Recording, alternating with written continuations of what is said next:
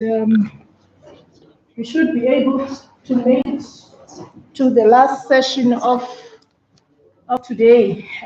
We're now going to take a presentation from Tasneem and Sean, looking at the pathways to the just transition in South Africa.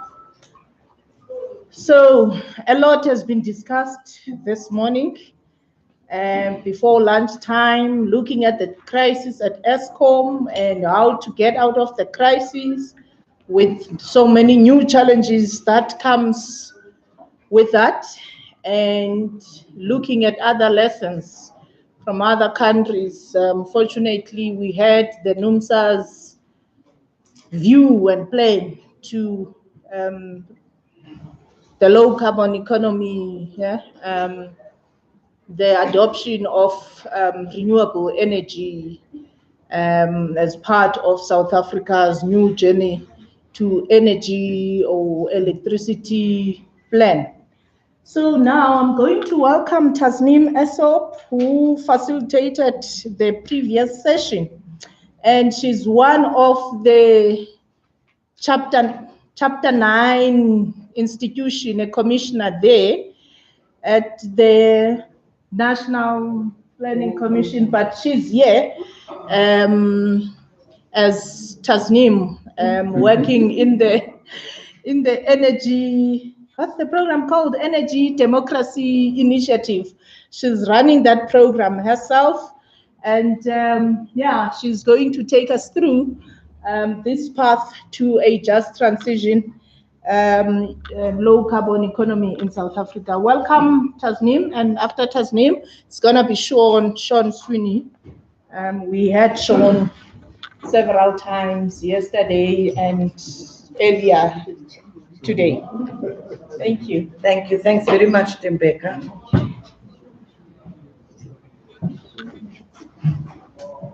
Hello again, comrades.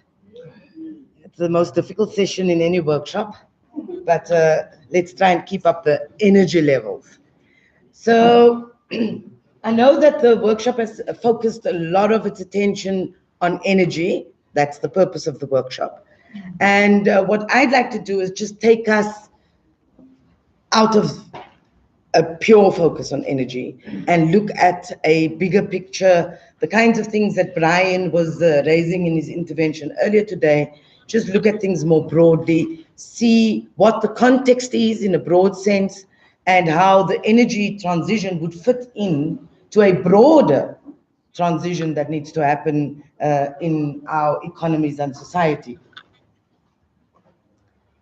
So I thought it would be important to remind ourselves, we talk about transition, we talk about energy transition, we talk about just transition, but why are we needing a transition?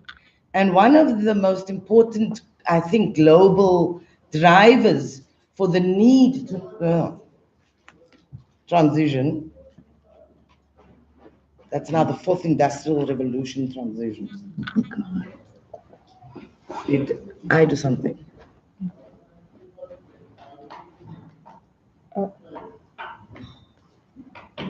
Yes.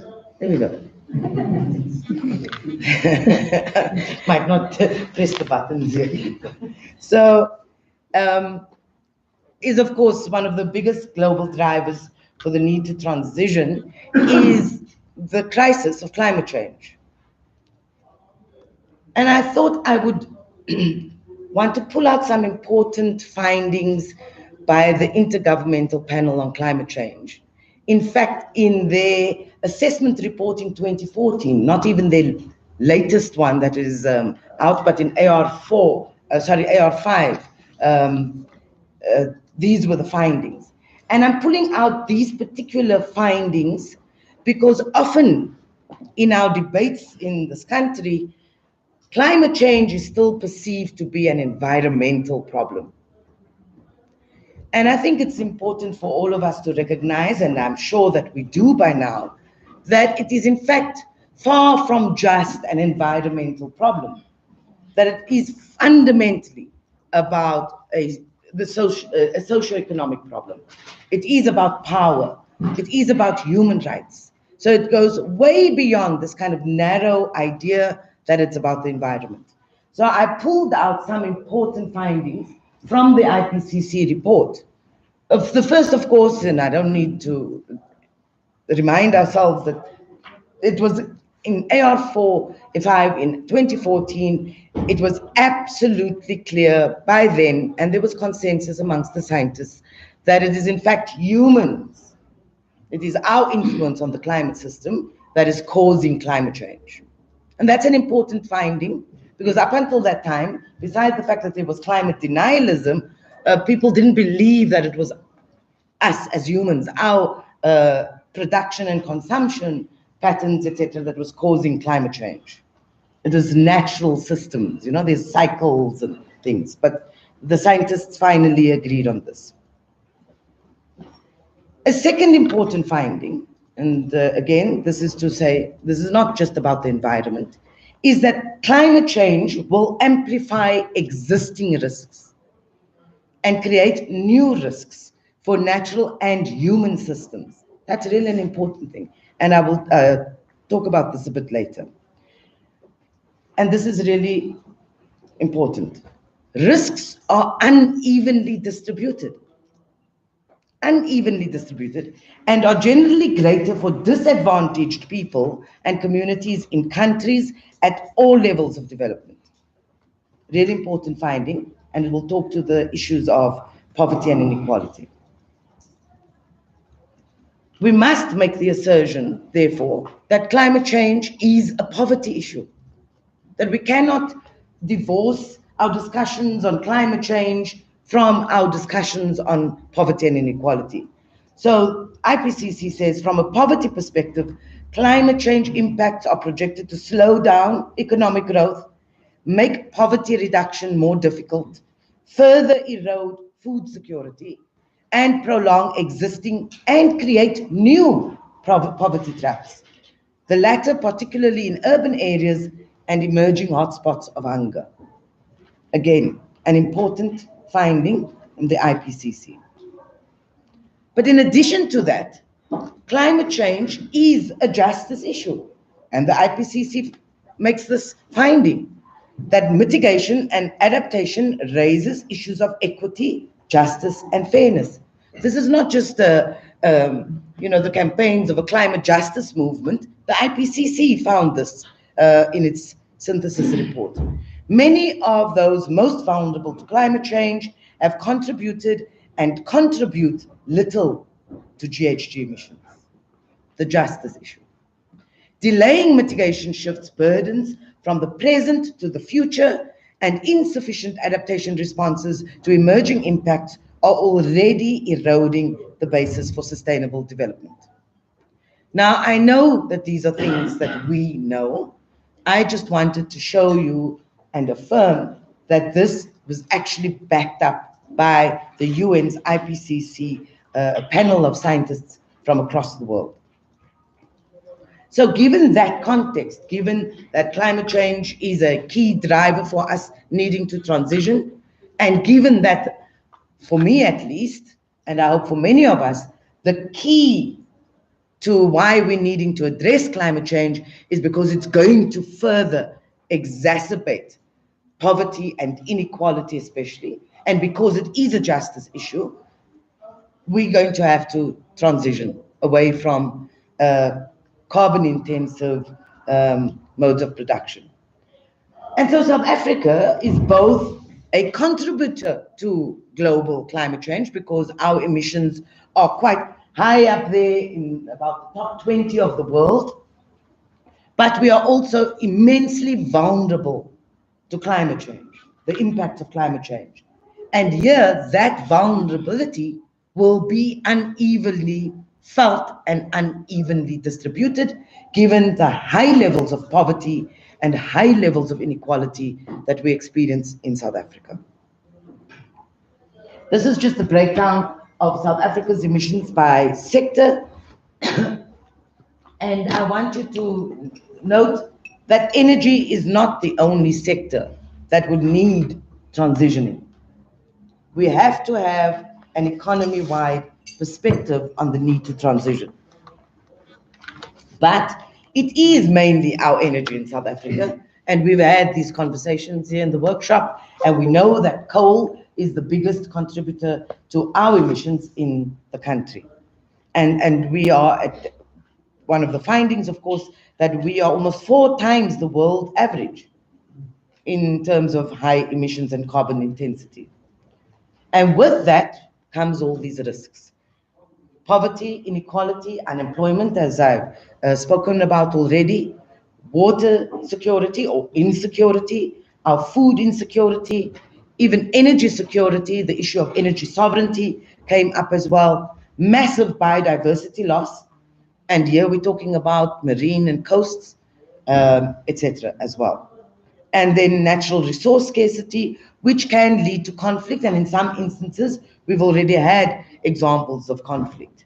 And the sectors, again, not just energy, but the sectors in our economy that would feel the impacts of climate change is mining as well, agriculture particularly, transport, tourism, construction, etc. That's health, sorry, the health sector. The issue of conflict has already been, I mean, we've got experience in South Africa with the drought in Cape Town and in other areas of the country, which has really created huge conflict in communities. And for those of you from Cape Town, of course, you would recall these in the early conflicts in the time of water restrictions. South Africa commits. South Africa goes and signs the Paris Agreement and puts forward its national commitments. Many of us in this room can have huge debates about whether we think the commitments are ambitious enough. I'm one of those who believe that it can be more ambitious and should be, but they've made this commitment. It's a voluntary commitment, like the Paris Agreement is generally voluntary. And the commitments to keeping global warming below 2 degrees or even at 1.5 is not going to be met by the kinds of commitments that all the countries have made so far, including South Africa, but nonetheless, South Africa commits. So there's the basis for us needing to transition, and there's a global commitment for us to commit, to fulfill. So a transition is necessary. Is it inevitable? I believe there have been discussions about that. Is it happening already? I, for one, believe that we've already seen the early signs of a rapid energy transition. But the key question we need to ask ourselves is, whatever the transition, whether it's happening, whether it's going to happen, whatever the transition, we have to ensure that that transition is going to indeed be just, that this justice is served, exactly for the kinds of things that I presented earlier. And so a just transition, the concept has had long genesis. It was further developed by the trade union movement to encompass a range of interventions that would be needed to, firstly, secure workers' jobs. So it was a defensive line that workers had to put in place to ensure that they could defend jobs that would and possibly could be lost in any transition, whether that is a transition to a low-carbon future, whether it is about protecting biodiversity, including, ending wars, etc. These kinds of challenges that we need to move away from, in those transitions, we would need it to be just. The concept then gets further developed and now encompasses more than just workers securing their jobs as a defense, but is more broadened into protecting communities who are vulnerable, the poor, the working class, and especially women. But how do we ensure a just transition? And in thinking about this, I think that the role of trade unions as the vanguard of the working class has to do 2 things. One, it has to lead a fight, firstly, for a transition. We assume that there is consensus about that. We assume that everybody believes that we need to transition. I believe that that we shouldn't take that consensus for granted, and that we have to ensure that there's a struggle that wins the battle for insisting on the need to transition. But in addition to that, trade unions would also have to lead us in the fight to ensure that that transition is indeed fair and equitable. And part of the way in which we need to do this, to ensure this just transition, is, of course, what was raised in the earlier discussions, the need for long-term planning. And Richard's used the exact phrase, actually, so I'm glad that I am going to just amplify that what we indeed would need is a planned and managed transition. Now, not everything can be planned. I mean, not everything can be put into some kind of wonderful blueprint, but to a large extent, we have to be able to look into the future and plan for all the kinds of shocks the system might experience. But such a long-term plan would need us to set out a vision. And what would that end state be? What do we want to transition to, etc., with the pathways and milestones on how we are going to get there. So that vision. Again, this is an area where there's been lots of discussion, but the building of consensus around this is still far from complete. Because of what I said earlier, any transition plan has to place poverty, addressing poverty and inequality at its center. Any plan for a transition. We should have a set of agreed principles in there. As Tembeka said, I'm on the National Planning Commission. There's a chapter in the plan, chapter 5, that has already captured some principles that was in fact agreed to, and there was consensus on it when we drafted the plan by all stakeholders. Any such plan has to be transparent, not the kind of Chinese side deals that we get surprised with, but has to be transparent from its inception. The process itself has to be transparent, the outcomes have to be transparent, and so it has to be inclusive and participatory as well, the process itself. The one thing that I do want to emphasize, and I know this is about an energy transition, but it has to, in its scope, it has to be economy-wide. Because energy is but one piece of a broader transition. And one can already, when we listen to the Uruguay example, one could already see that when you look at these transitions, and if you're shifting your energy systems, you would have to look at its linkages to other sectors of the economy.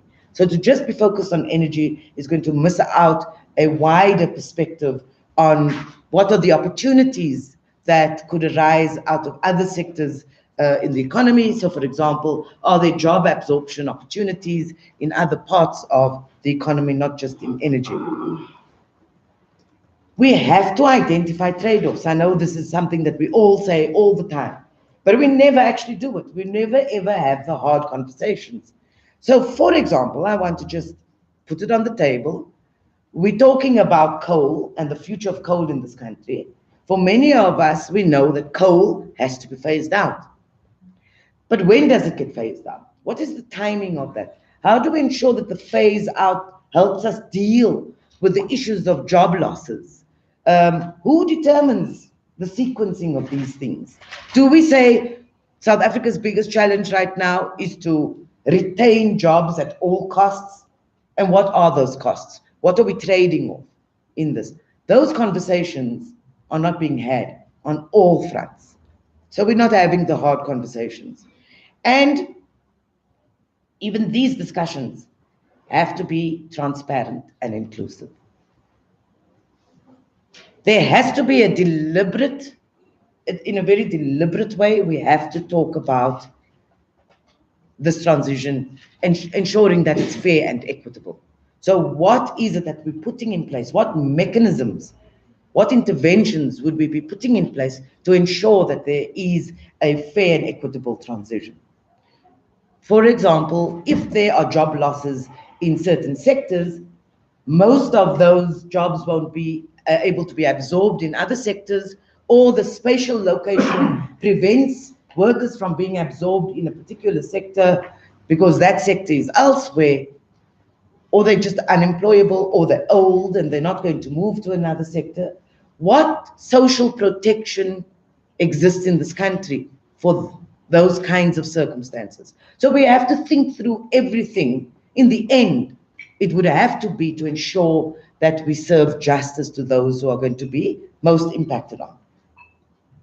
And lastly, this transition that we are going to be planning and managing has to ensure that we build solidarity along the way, and that our outcomes is one of social cohesion and solidarity.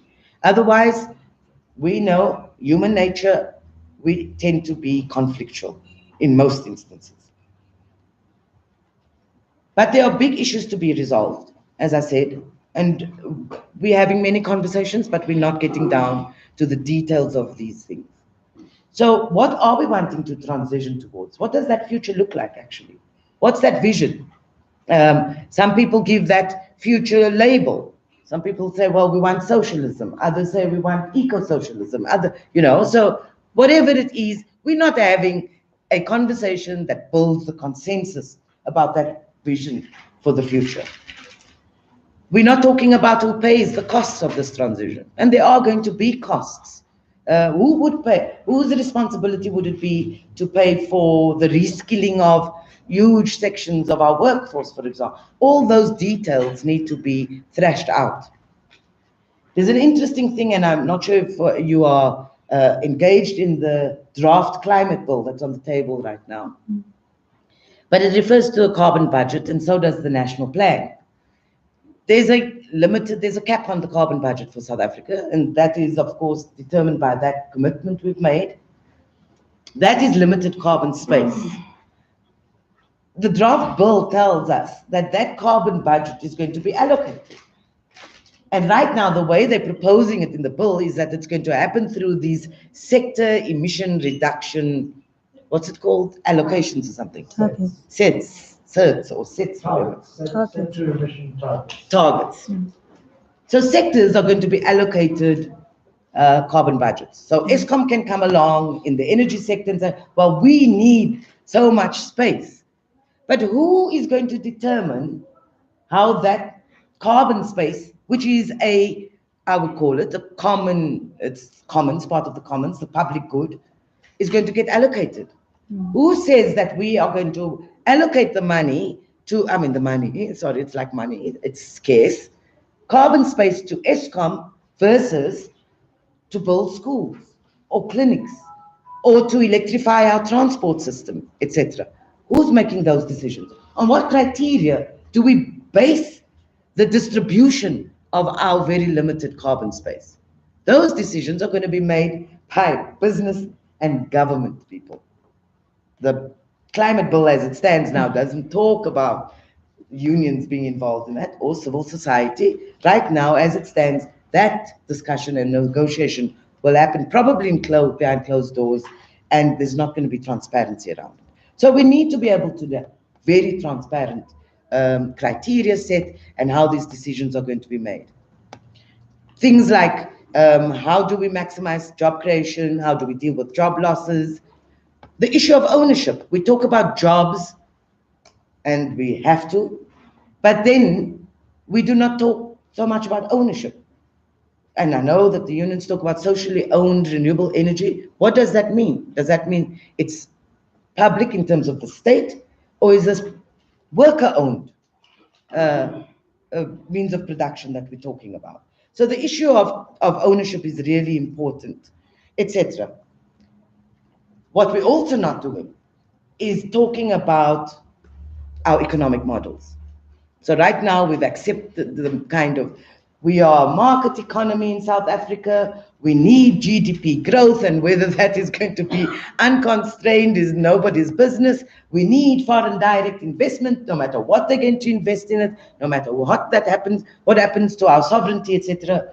These issues are not challenged strongly enough. There's a big kind of dominant acceptance of our economic model is right, our development model is right, and we're not actually challenging it and looking at presenting the alternatives strongly enough in this transition that we're planning. So there are many, these are not the sum total of the issues. What I'm trying to say is we need the issues to be put on the table. We need to have the hard discussions and debates. We have to fight with each other, clearly. I don't mean physically fight with each other, or maybe it might end up, but we have to have those discussions. Right now, we're not. And then we need to reach consensus where we can. So I thought I really like this this cartoon about where do we want to be, actually. Where do we want to be, that vision in the future, you know? So I thought I'd share this in a light way. With many of us who would like all of those things, and of course then we have those who are cynical. So as I said, there are many discussions happening. I've been privy to quite a few of these initiatives underway already, but we know the trade unions. I know that Naledi, the research wing of COSATU, have run many programs on the just transition. And I'm sure the other trade unions are doing that too.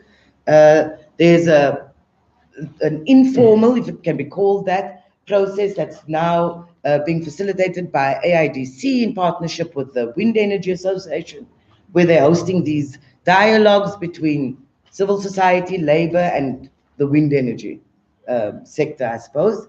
So that's happening. It's many civil society. I'm sorry, Richard, I did it again. I've given you a wrong name again. But many civil society organizations are engaged in work around in this space. So Project 90 by 2030, Groundworks, I know Beyond Coal, Earthlight, etc. There are many civil society organizations and academics are engaged in the space. Business is very engaged. And you heard Richard say earlier, the energy intensive users group are very active in the space, by the way. And they have seem to have shifted some of their viewpoints, but we have to wait and see. Then the think tanks are also doing this. Mistra, for example, they're doing scenarios on for a just transition. The National Planning Commission, we currently running dialogues also on pathways for a just transition.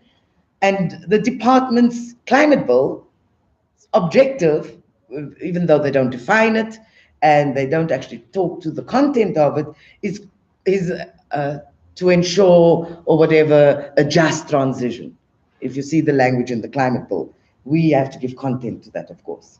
So everyone is having this conversation in different spaces, and sometimes we talk together and then we go and we move apart. But these conversations are not being joined up enough, and we are not getting to a point where we are reaching and building consensus and making decisions along the way. So how do we do that? I mean, where would this happen? Who leads? Who convenes? Who takes control? All of those things are not clear, but the conversations are happening. So now I'm going to shift to another hat completely, because Sandra said I should do this. It's a bit embarrassing, but I'm going to talk to the other hat that I hold. In all of these conversations and work that we've been doing over the years, I thought that there was a bit of a vacuum, especially in the space of implementation. And so, since I had time on my hand, decided, well, let's try and test what people have been talking for and the unions have been talking for a long time. You know, what would it be to have socially owned renewable energy? This is all community owned, people owned renewable energy systems. And so I established an initiative called the Energy Democracy Initiative. And it, well, you know, I actually didn't know that there was a name for it elsewhere. We changed the name. But you know, we're all democratic and open source. So,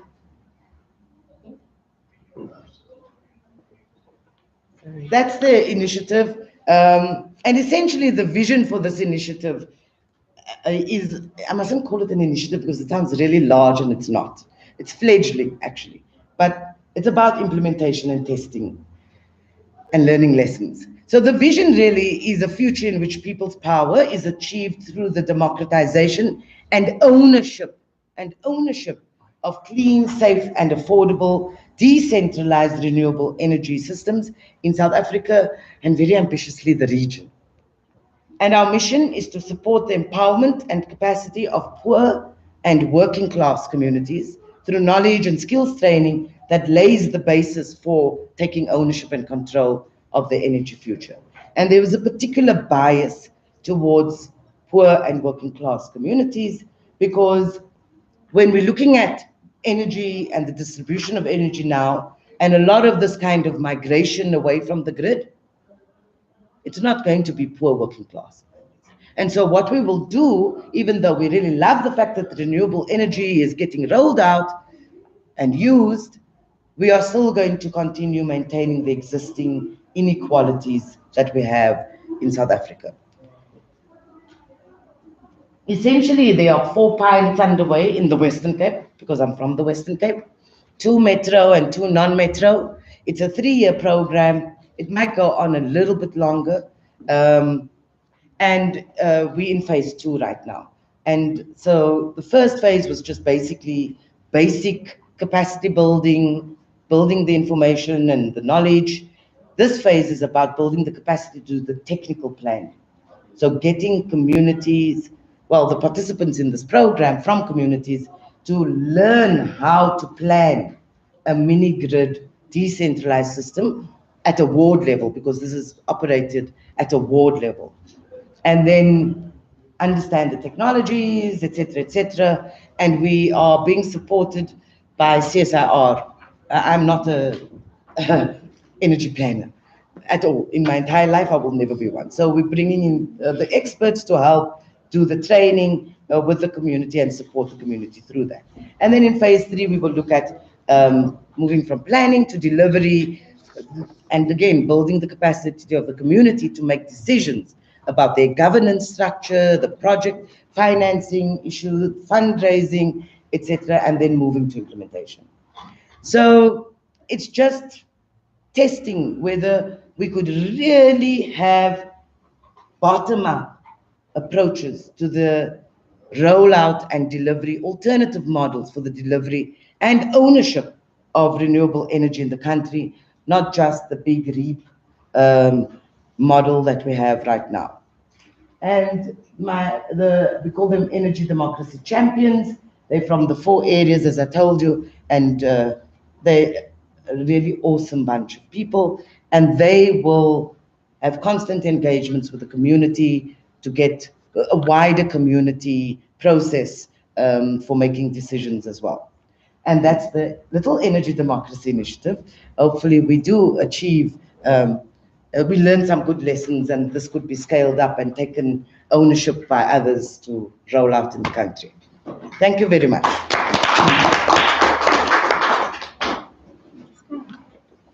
Thank you very much. There you have it. Pathways to a just transition to a low carbon economy. We're now going to take Sean.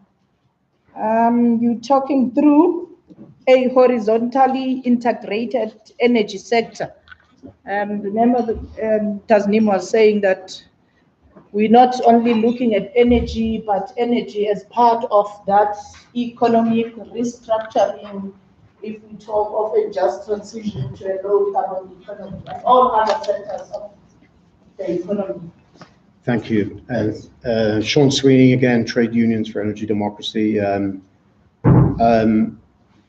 The point was made by Tasneem earlier about we got to get real. We got to get down to the practicals now, and that certainly informs my comments today. I'm trying to address that question in the context of real issues that are now unfolding almost too fast for us to manage. The issues of energy democracy and public ownership were largely at the level of programmatic commitments, and We saw that with NUMSA in 2012. I was here in Joburg when that happened. We started trade unions for energy democracy because we wanted to promote public solutions or public alternatives. We looked at energy democracy as being 4 fronts. One was the cooperatives or community level. One was the city level, the remunicipalization movement. Third was the reclaiming of public utilities to their, hopefully, original mission. If not their original mission, then certainly a new public mission, which I think is very, very present in the room today. And the fourth was a kind of more of a public works, big transition idea.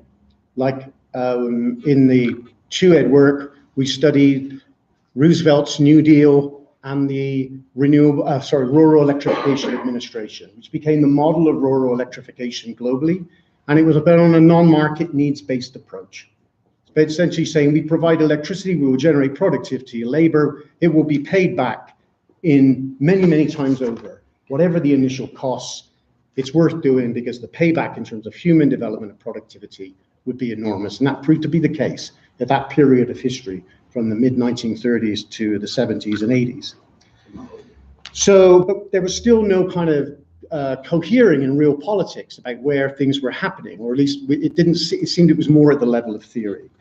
What I think we're in a situation now is we are behind the process. First of all, we're behind the political moment in the sense that we're seeing everywhere governments coming and local authorities coming to power with commitments, ambitious commitments on decarbonization and change in the power sector with not a clear view on where to go with those commitments. And secondly, we're seeing the climate becoming a political actor. Let me give you an example. In Puerto Rico, Hurricane Maria, a year ago this week, I believe, knocked out the entire grid, 100% out. And it opened up immediately the debate. So what do we do now? Do we rebuild the old grid, which was largely driven by fossil fuels? In fact, it was almost 100% fossil fuels, imported gas, oil, and coal. Or do we now start microgrids, local systems, solar? And that debate raged on for several months. Of course, we need to note that while there was a lot of very important local recovery operations, which involved batteries and solar panels, there was a $4 billion state recovery from the US. They spent $4 billion putting up 52,000 poles and thousands of kilometers of cable to rebuild the grid, slightly modernize it, but essentially go back to where it was, the status quo ante. But without that, the island would probably still be in the dark today, for the most part. The local solutions on their own, it drew attention to the limits of localism, and despite the great intentions of the people on the ground. So the other aspect, where ambition, the idea of ambition is key to climate politics. We see it in the trade union movement, calling for more ambition. We're asking governments to do more and do it faster. In the US, the polarization of politics is very interesting. And if the House and the Senate go back to the Democrats in a few weeks' time, there are climate bills that have been proposed by Bernie Sanders and others that are calling for 100% renewable energy by 2035 in a country that lives on fossil fuels. In the legislation, there is no comment about how that can be done. There's a little bit of language about carbon pricing, no quantification of what that would mean, about the need for utilities to purchase more renewable power. Doesn't say where they're going to purchase it from or who's going to be doing the producing. This is our opportunity as a movement globally, the energy democracy, trade union movement and its allies, to fill in those gaps with a pro-public, public goods position. And let's still, so that would be my sort of opening comments. I have set my timer, by the way. But let's go back to where Tasmin was with the science. A report is coming out in the next few weeks or months with the Intergovernmental Panel on Climate Change has been asked to produce a report on what would it take to get to limit warming to 1.5 degrees. The summary for policymakers has already been leaked. So we've all seen it, and guess what? It's market, market, market all the way. More incentives, carbon pricing, the rest of it, the whole thing. But if you look at the science that's coming out of the IPCC, what does it propose to reach well below 2 degrees or 1.5 degrees? And I think this is an important point of reference for any conversation about energy and the future of energy. First of all, it's obviously the radical decarbonization of supply. So energy supply, that's not just electricity, but let's focus on electricity for now. Radical decarbonization leading to 100% decarbonization by around 2050. Radical reduction of energy demand based on business as usual. So these are conservative bodies who are saying, and the International Energy Agency is saying the same, that the global economy will be 3 times bigger in 2050 than it is today, based on a 2% or 3% GDP growth. Now, we all know that those are not cast in stone. 3 times larger today, but to reach well below 2 degrees, energy demand must be at today's level, no more. So you've got an economy 3 times larger with flat energy demand, or at least going up and then coming down and reaching where it is today. All the projections show that that is not going to happen. All the trends show that emissions are going to continue to rise, oil, coal, and gas consumption will continue to rise, renewables will go up alongside those sources.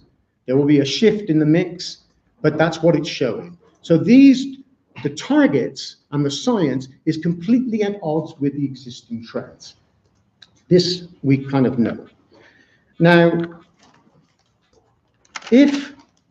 though that's the sort of the framing of the task in front of us politically, then what do we mean by decarbonization, and what do we mean by a reduction of demand, and how does that play out in today's political moment and what's happening at the moment?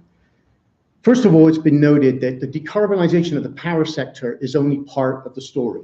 If we're taking an economy-wide approach, and we're going to focus on reduction of demand, or at least more and more efficiency, then we still have to have more renewable electricity for the transport system, for food and agriculture, for buildings, for industry, in order to even meet those targets. So even if we hold demand or reduce demand, we still have that challenge.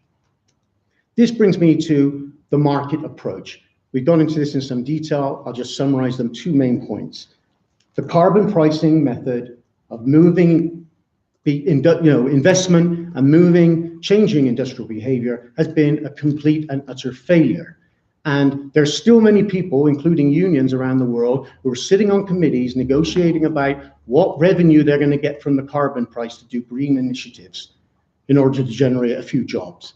That is not going to succeed as a mitigation strategy in any time in the foreseeable future. The other is the idea that we guarantee certainties for private investors. We may take the risk away from them. We absorb the risk. We give them incentives that are going to guarantee returns on investment. These 2 approaches, the green growth model, the market model, are completely inadequate. In fact, they're dangerous politically, because we start to believe it, and for many years, certainly unions in the global north went along with this, and many of them still do. Decarbonization of supply and the collapse of demand, the money that needs to go into decarbonizing supply and collapsing demand, is completely incompatible with neoliberal textbooks. They want to sell electricity for profit. That has got to stop. Now, back to reality. Where are the political debates at the moment? There is a view that in the trade union left, that markets exist, that the privatization and liberalization of the power systems around the world is a done deal and is not reversible. And others say, if it's not happened yet, it's happening now. And you look at countries like Vietnam and even to some extent China, liberalization, privatization, new actors, incentives, all of that neoliberal agenda is still unfolding, aided and abetted by the development banks and other forces, of course. So one argument is we can't push back against that, so we need to become a player. we need to be operating in the space that allows for other entities to come into the market, including public entities, cooperatives, and others, to generate power, a sort of a public disruption approach. We will disrupt the neoliberal order by playing by the rules of the neoliberal, the competitive markets. That this will allow space for local solutions. Now, this is playing out in the UK context now, because here we have a party that's ahead of the opinion polls that's saying it wants to reclaim the power sector to public ownership. And as Sam reported in a very detailed way yesterday, that means it's contested about what that means. Some say, well, we don't need to get rid of the competitive markets. We will become a player in the market, representing the public good. And others, the unions in particular, are saying that's ludicrous. If we're going to privilege renewable energy, privately owned, against the incumbent generators, privately owned, but our members are in the incumbent generators, and you're basically saying we're going to reinforce the position of public retail companies and transmission companies. If you're going to do that, then you're in a situation where you're going to be playing off one part of the working class against another. And that is political disaster. So what is being proposed is a full reclaiming or renationalization of the entire system. The idea of a horizontal integration was an attempt to say, is to conceptualize something that is along those lines, but makes room for local generation and management of electricity. If we think of an electricity co-op, many of the ones that have sprung up around the world, the vast majority, I would say, have been in response to a subsidy. The subsidy is the carrot, the co-op comes together, they set up solar panels, they do not sit around all day talking about it, it just generates money, and they occasionally meet and say, oh, how's our panels doing? This is not a cooperative like a food cooperative or other forms of cooperatives that are more interactive, they build community, they build social capital. Many of them are not in that category. They're responding to a subsidy. Take away the subsidy, which is what happened in Europe, and you will see almost the end of those new cooperatives coming into being.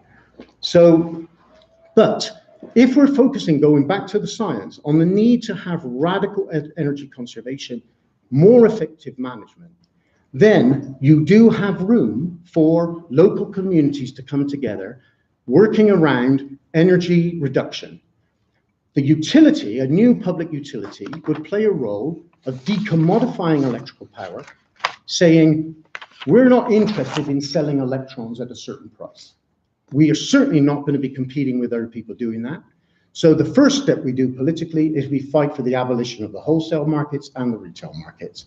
We have an integrated, horizontally integrated system that allows for distributed power, management, flexible management, including digitalization of management, and the creation of mass level insulation and weatherization and in the context of the UK, that's extremely important because that's some of the oldest housing stock in the world and is extremely inefficient and may not be true elsewhere. So you allow space to have local control over the decarbonization process by giving power to local authorities and resources to basically reduce demand. Meanwhile, you decarbonize supply and you do not have the public utility dependent on revenue based on selling electrons, that they have to provide a service. And that's what I think is conceptually, it's an alternative to the old vertical integration model. It makes room for the integration of distributed power, but it's also an answer, I think, to the failures of this idea that people in a little village can set up, or a little, wherever that may be in the global north or the south, can get a few solar panels and suddenly their electricity problems are solved. Because we know from experience that as soon as they cannot generate power locally, they rely on the grid. They come back to the grid. And that is a legitimate tension between the incumbent generators and the new renewable energy providers at the distributed level, in that someone has to pay for the costs of the whole costs. And the best way of doing that is through a public new public entity that is horizontally integrated. So just checking the time, I have 3 more minutes according to my watch. I think politically, if we're talking big picture transitions, which we have to, given what we know about the science, given what we know about the inequity in the system, and if want to challenge capitalism at the level of a struggle for energy, there are many other ways of challenging capitalism, of course, then we first have to fight for the abolition of these ridiculously inefficient wholesale, competitive wholesale markets, that we have to say, which is what a lot of the right wing are already saying, these markets don't work, they haven't provided the investment, we can't plan anything. This is what the right wing are saying in Britain. They're saying, why don't you just renationalize it? It'll be a lot easier than trying to prop up the old market system. This is the political right in the UK saying, this is ludicrous, privileging one form of the electricity system against another. So I think we have to challenge that politically and not try, I would encourage us not to try to be players in these markets, which are not functioning at the level of science, they're not functioning at the level of social equity and or job creation. So the last point I think I would say is that the conversations this morning and yesterday have been so informative. And so that's why I don't have any visuals, because I think I would have changed them 8 times and never been ready to make these comments. I think a new ESCOM is an opportunity to talk about this kind of horizontal integration. Let's give power to local people to generate electricity, to manage electricity, but in the context of an integrated system where you can have appropriate support at research and development level to make sure you can move power, renewable power increasingly from one end of the country to the other when it's needed, that you can have a needs-based system, that you can end energy poverty. The trade union debates on just transition, we're trying to operate in that space, and I'd encourage unions in the room to be part of this. A just transition is about protecting little groups of workers who are tied up in the existing system, is not going to bring the kind of societal transition we need. That's the one we have to keep our eye on. And so just transition politics has to reflect that broader societal change. And in the terms of the global debates and the trade unions which are happening now and will be in Poland in the coming months for the climate talks, is the question of ownership and control are not part of the demands. It's all about getting declarations from ministers and negotiators to honor a just transition. But if we don't take on the question of the energy markets, their failure to reach climate targets, their failure to produce good social outcomes, if we don't take that on, we are going to be missing many, many opportunities coming. And the opportunity now, politically, in many parts of the world, increasingly, is there is a vacuum. There is a vacuum that only we can really fill as trade unions and as social progressive and radical social movements. And I think that's crucial in the period going forward. Thank you.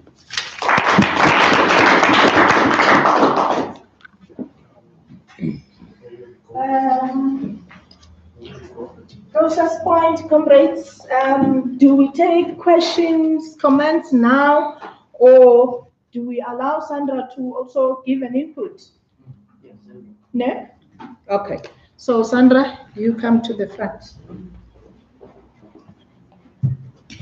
Okay, so Tim Baker and I were talking about whether we should kind of have 2 inputs and then have discussion and then have tea and then have my input. But after listening to Sean's input, I felt that the input that I'm going to give follows on so closely that it would actually be better to have it now.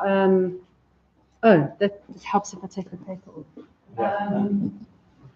So that we can have it now, and then we can discuss the three inputs together.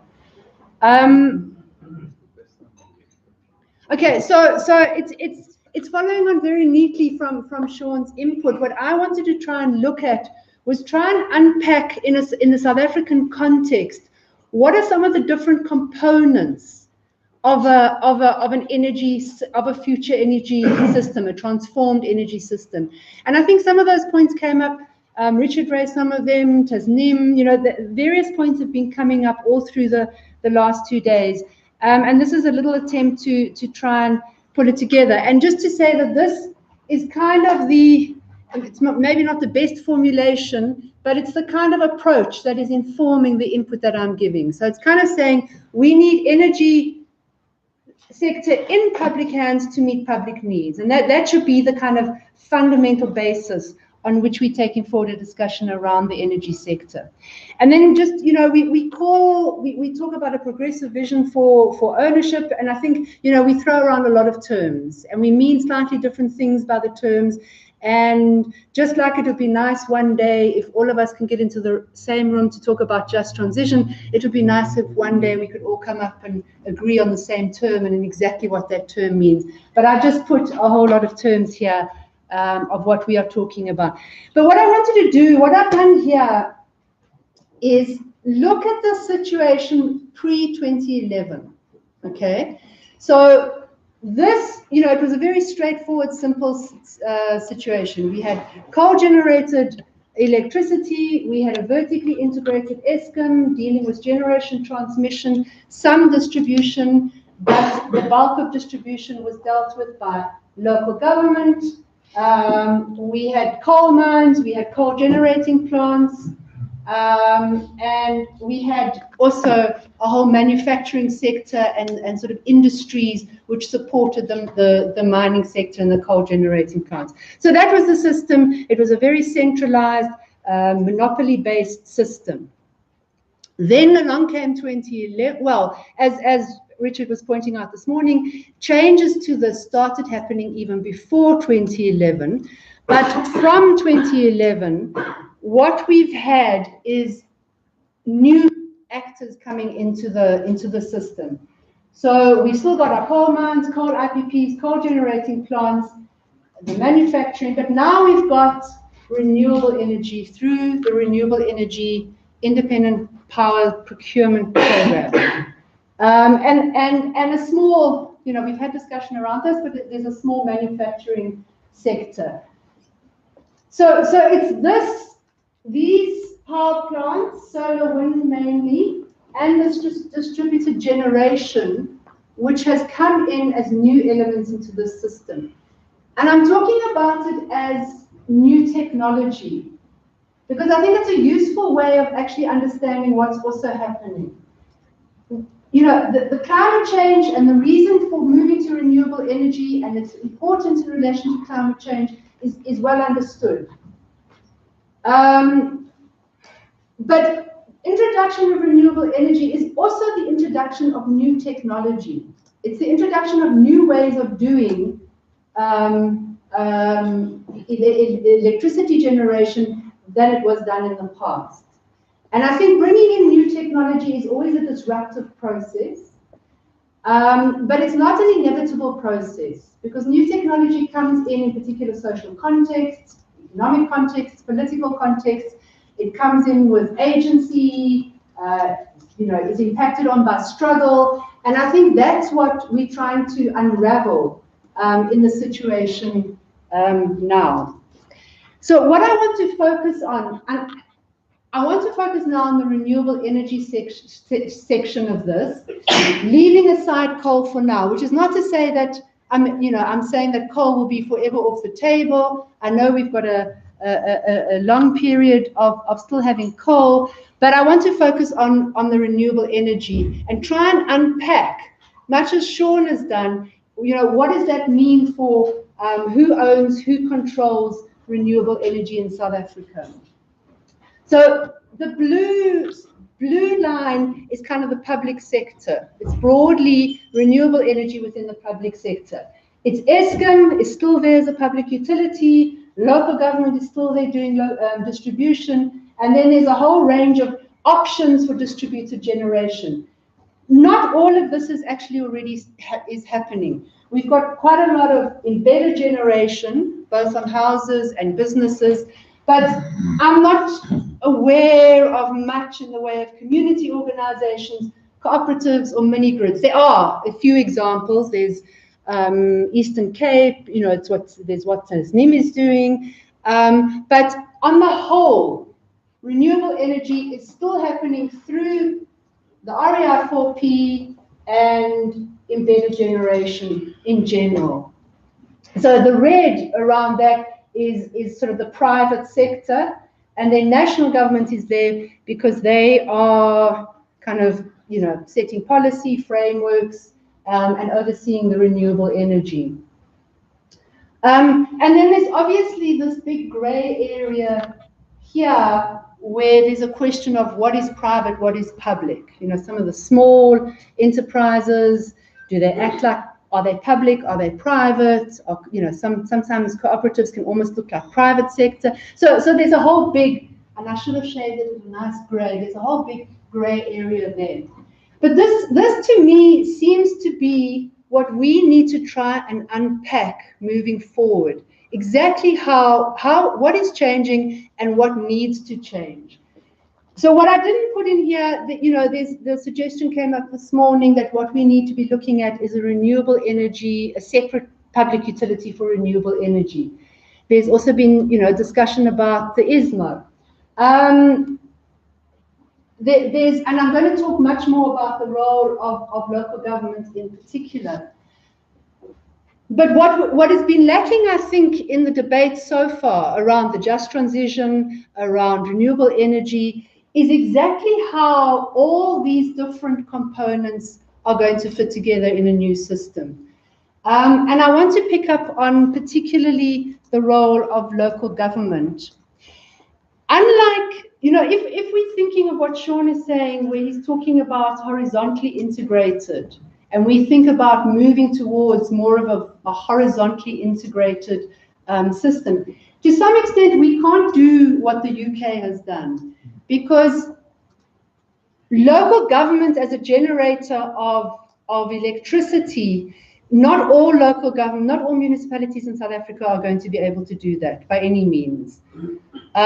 So, you know, but I think the idea of a vertically integrated still is a useful, horizontally integrated is still possibly a useful way of trying to understand how we link all of this into a new system. And I think the important point for me is that no matter what we think about ownership, control, renewable energy, we are never going to go back to this system. We're never going to be here again with a centralized system, electricity generated up in Mpumalanga or Coburg and then sent to nationally. We are always going to have some kind of version of this. And unless we are shaping how this actually looks in practice, it's going to happen, you know, it's going to happen in a neoliberal way rather than in the interests of the working class. Just very quickly, to just quickly deal with the community aspect. There's been a very useful book produced by Project 90 by 2030 on community ownership, looking at the possibilities of community ownership. And I think it came up in Tasneem's input. Community ownership is not an easy thing. A lot of the examples of community ownership are, and I think it came up in Daniel's input, a lot of them are kind of northern based. They are communities which have access to resources, access to capacity, the finances to buy the technology, because even though the price of technology has come down, it's still expensive. So how is the poorest of the poor community going to be able to afford to buy the technology to set up a mini grid or you know, panels on their roofs, etc. So I think one of the biggest constraints confronting community and cooperatives is going to be the issue of financing. The other big issue for me is how do we ensure, if we are pushing for community-based, you know, generation, how do we ensure that it is done in an equitable way? We live in a hugely inequitable country, vast inequalities, vast differences in wealth. And we know after the 2008 and 2015 load shedding, that what happened was that the amounts of embedded generation increased hugely. People put PV panels on their roofs, they installed solar water heaters so that they became less dependent on the grid. We heard yesterday about how businesses are increasingly, or this morning, I don't know, how businesses are increasingly, using Eskom as a backup rather than as their main source of electricity. So we know that business and the middle class can do this embedded generation. What about the vast majority of the poor and working class who can't afford the panels? And we need to be thinking about that and thinking about how we can make sure that this doesn't just allow the middle class to take themselves off the grid. So having said all that, what I want to come to is what I think is a very important player in this whole thing, and that's local government. And that's not to say that Eskom isn't still a very important player and must continue to play a very important role. But I think we need to look at, and it did come up this morning, the role of local government.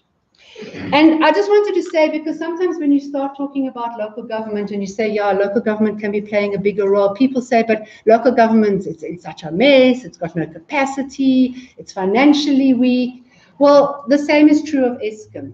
I mean, you could say practically the same things about some municipalities as you say about Eskom. So either we must just throw out the whole lot, and I don't know what bring in their place, or how we do it differently, or we say, yes, Eskom and local government in South Africa have major problems, but part of what we are trying to do, part of the just transition, is actually putting them back on sound footing. So, so I think local government can play a very important role in a socially owned renewable energy sector.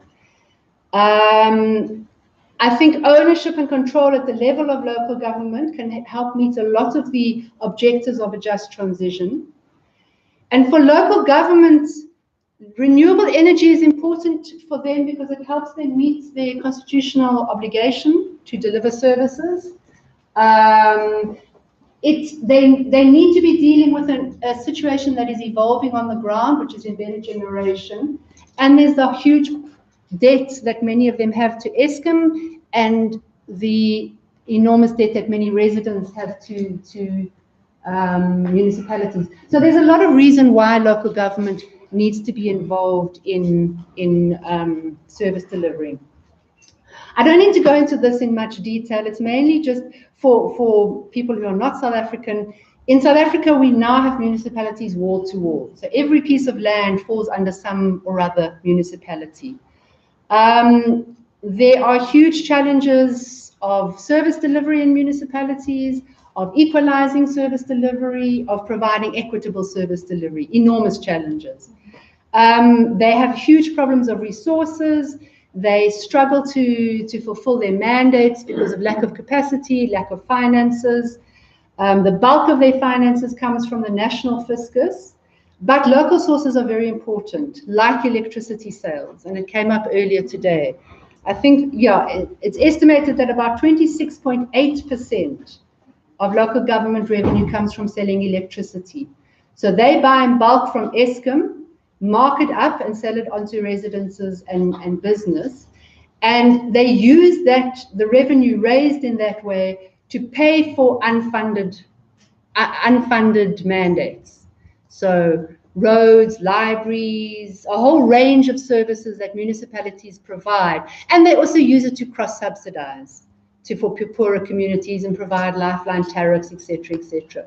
So that income that they get from electricity is very important for local governments under the current financing model. In the same way, I mean, it's sort of it's going to, I think, become an increasing issue in places like Cape Town, where because of the drought earlier this year, people started making plans of how to become more water independent. So they started installing rainwater harvesting tanks in their garden, cutting back their need for municipal water. And the municipality was encouraging that, but it's going to mean less income coming in for the municipality as well. So all of that is going to impact on the income of municipalities. Okay, I don't think I'm going to need to go into that.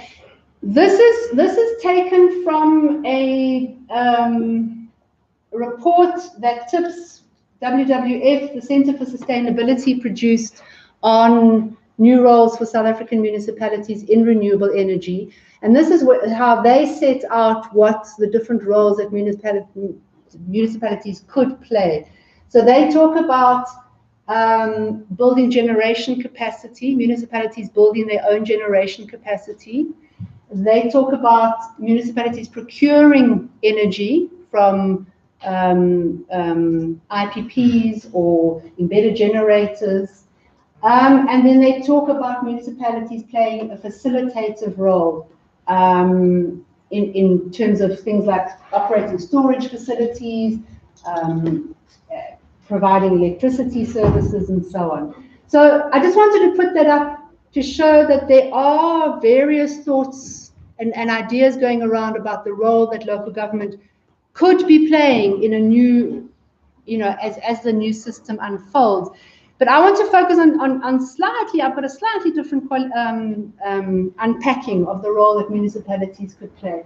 So what I'm arguing is that they could play a role as a coordinator or facilitator of renewable energy initiatives in their municipality.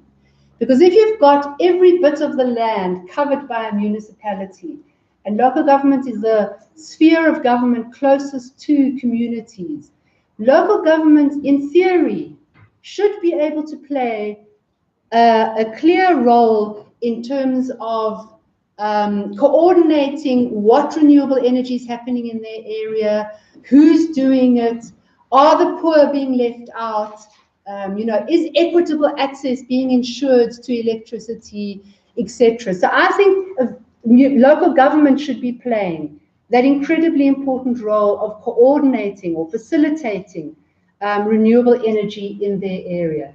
And that would help ensure equitable access. It could help with ensuring energy democracy and making sure that it's equitable. Then the second role that I'm arguing local government could play is as a direct generator of renewable energy. So setting up various renewable energy generating plants.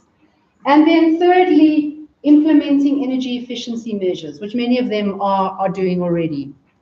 And I think that this is where a lot of jobs can be created in implementing energy efficiency measures. And I'll come to that now. Okay, so coordinator of at local level of renewable energy initiatives, I've covered that. I've dealt with that. Direct generator of renewable energy, there's a lot of small ways that they could do that through biogas to energy, waste to energy, small scale hydro. But then there's also bigger standalone power plants that they could be initiating, solar plants, wind farms, that they could be doing, that they could be building. Okay. The challenges with doing that, I think, are threefold. One is the finances. It's expensive to do that. And, municipalities, I've already said, are financially strapped. They would have to get an electricity generation license from NERSA, and municipalities doing generation is not encouraged by the Department of Energy. They want it done at a national level. So those are challenges. But to me, it makes a lot of sense to think of some generation already with the REI4Ps. It's happening in a decentralized way. If local government could take on that role of actually becoming a generator of electricity, they could then distribute it in a way that meets people's needs. And then obviously the big area where they are in fact a direct generator of renewable energy is in embedded generation on own buildings, on their municipal buildings, which a lot of them are doing already. And then the energy efficiency measures, which I think most of them are already doing to some extent or other. Solar water heaters, retrofitting energy efficient lighting, ensuring energy efficient buildings, ceiling retrofitting. So if municipalities took on all of these kinds of tasks, all of these kinds of jobs, and employed people directly to do this. Employ lots of people to go around, retrofit houses, retrofit buildings, install ceilings. It would create a lot of jobs nationally, because every municipality could do it, and everywhere there's a municipality. So it could be an enormous creator of jobs if municipalities did this. Now, I know municipalities are going to turn around and say, don't be crazy, we're struggling financially as it is, how are we going to afford that? So it brings me, I think, maybe to my last slide. My second last slide. What will need to change for local government? If local government's going to play an increasingly important role in a renewable energy sector, the current financing model has to change. The current way that the national fiscus is distributed has to change. So local government has to get more money, has to get a bigger share of the national fiscus in order to be able to pay for more jobs, to employ more people, and to set up its own generating plants. That model has to change anyway in order to deal with the issue of local government not getting the electricity sales that they have in the past, or the water sales, I think. Community involvement has to happen, and I know we've got mechanisms in the Act for it to happen. I'm not sure how effective those are. It basically, much more direct community involvement and decision making has to happen. The unions have to be involved. Let's not forget the Municipal Workers Union. When you were talking about the regional electricity distributors earlier, the REDs, SAMWU was opposed to those as well. It wasn't only SALGA, because SAMWU saw those as a first step to privatization of electricity, apart from taking it away from local government. So we can get all parochial here about whether local government or national government should be doing this. And then engagement in just transition discussions. So my last slide, questions to end, posing two questions. Can we use the existing REI 4P framework? In other words, as it is set up now, currently by, through the IPP office, can we use that existing framework to do socially owned renewable energy? I don't think so, but that's my opinion, because it's a framework that has been established to do renewable energy through the market within a kind of a neoliberal perspective. And I don't think we can use that framework to try and do socially owned renewable energy. And then my second question, and I'm very sorry Comrade Vavi is not here, is what should happen to the existing REI 4Ps? And I keep raising this, and people say, no, you mustn't be unrealistic. They exist, they're there, we can't do anything about them, we can only talk about future ones. Well, as Comrade Daniel said yesterday, there's a big movement internationally to remunicipalize and renationalize, and maybe we need to be talking about that in relation to the existing REI 4Ps in South Africa. So, thank you. Yes. Let's you have it You're going to give the WTO from all the three speakers. No, Yeah. Should we now take hands? Let me see the hands from the just transition to the radical transformation of our energy sector. No, not for profit electricity, but for people's ownership or consumption and control, with the local government playing a key role in terms of energy, electricity generation. Okay. Vish, Dave, Mbodi, Richard at the back, Daniel, and Warren. All right. In that order, comrade. I want to make 3 quick points, Chairperson. I want to thank all the contributors for the input, which was very provocative and amazing as well. I think the first thing that struck me about what everybody was saying in different ways was that we need a new conception of the state. And there were some great technical inputs on horizontalism and re-gearing the local government and so on. But as part of us theorizing and grappling with the just transition from the left, and I've got no apologies for it, because the ANC over the past 24 years has de-radicalized us. From the left, we need a new conception of the state. And we need to think about this conception of the state in relation to what are the realities in South Africa. We have a state that has been completely squeezed by the market for 24 years, hollowed out, eviscerated, denuded of capacities. On the other hand, it's been squeezed by corrupt elites. And there's a kleptocratic shadow constitutional state and so on that has been formed here. So we've got a state in crisis. So that's the one place we're starting from. The other place that we're grappling with is a state that has to build new systems. We are living at a time where climate change has arrived. The shocks have arrived. We lived through the worst drought in our history. What happens in Puerto Rico? What is the lessons to be learned there? We need new energy systems, water systems, food systems. So we need a state that's capable of building these systems and building these systems fast, because there is a very tight window. We need a conception of the climate emergency state.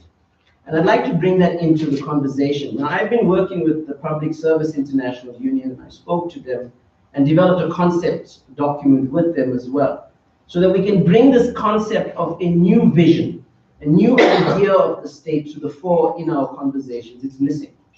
So I'm going to put that up for discussion. It does mean rethinking the functionality of the state, the modalities of the state, what it does to sustain life in this transition. And I think without that conception, without a deeper conception of the state, we are going to waffle our way through with a technical conversation. So that's the first thing. The second point I want to make is about the National Planning Commission.